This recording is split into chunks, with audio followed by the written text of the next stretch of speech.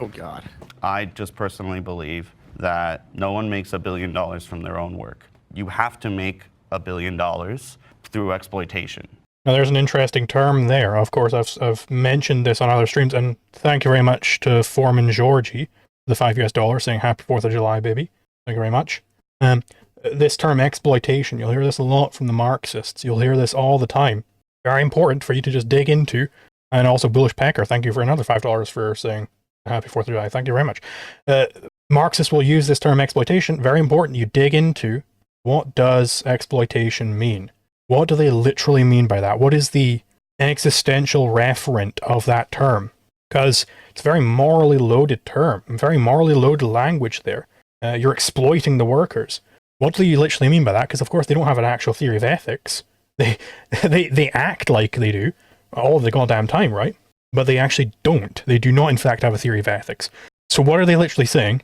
They are saying, and this is a line of inquiry I got from Prax Ben, very good line of inquiry, where you basically, what exploitation refers to is just the fact, it's not a value, it's the fact that there is surplus value being extracted from the workers.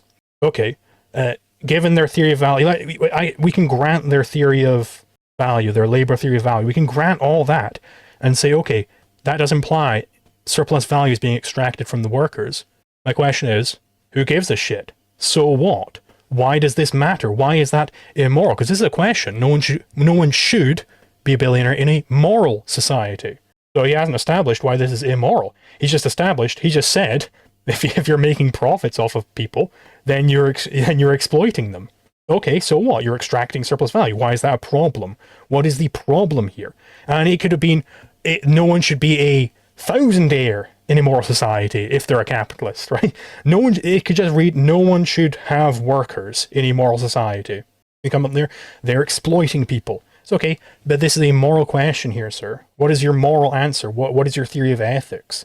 That is an irrefutable line of questioning when posed against a Marxist, because if they're being consistent, they don't have any theory of ethics.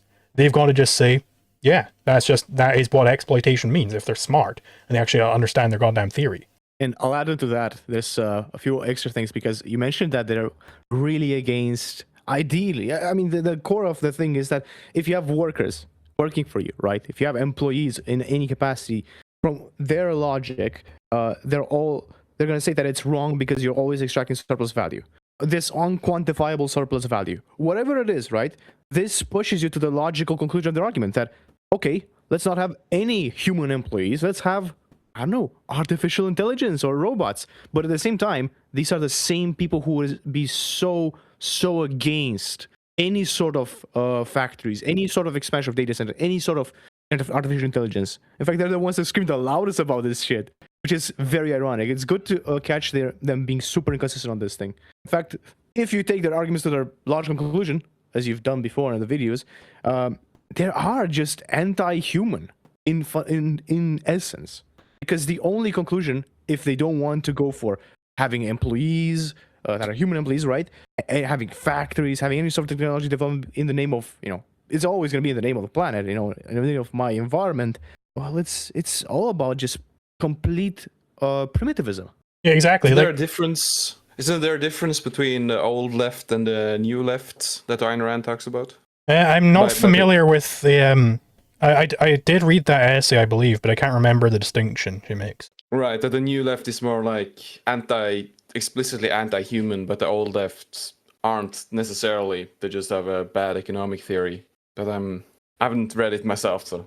Okay, yeah, no, so, I think they're becoming bolder. I think that's just a sign of the fact that, we know this as the history of philosophy progresses.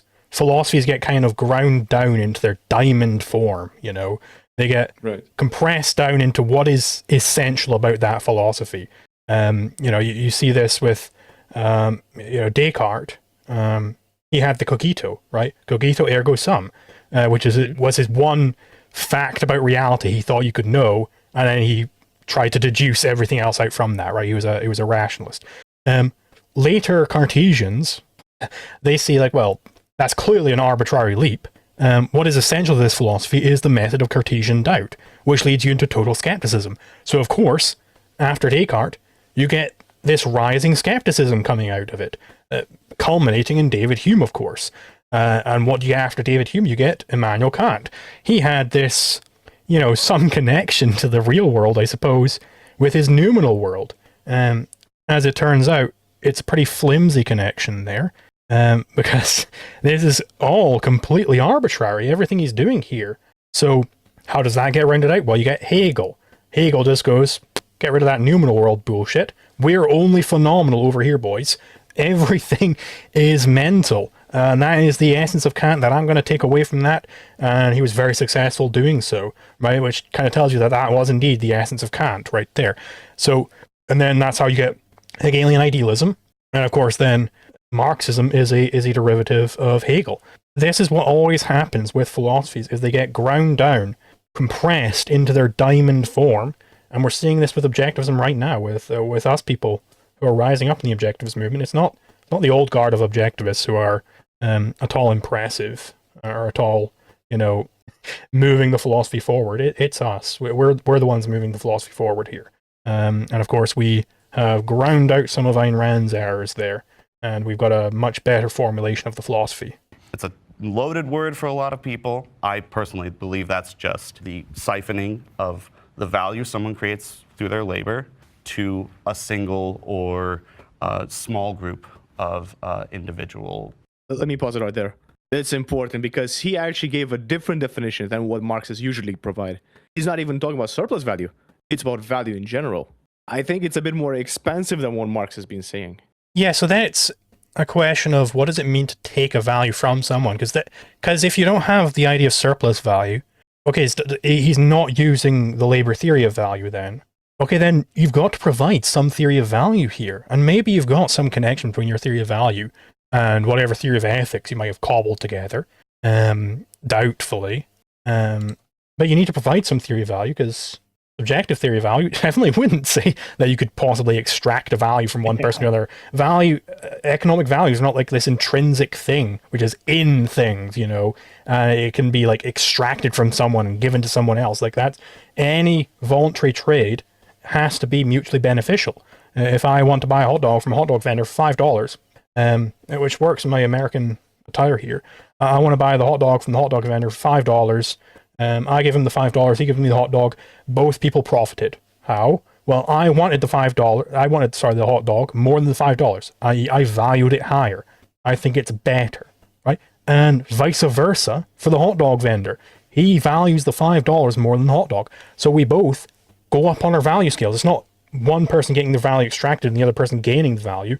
We both get a value there. Capitalists, ultimately. Yeah, so I support because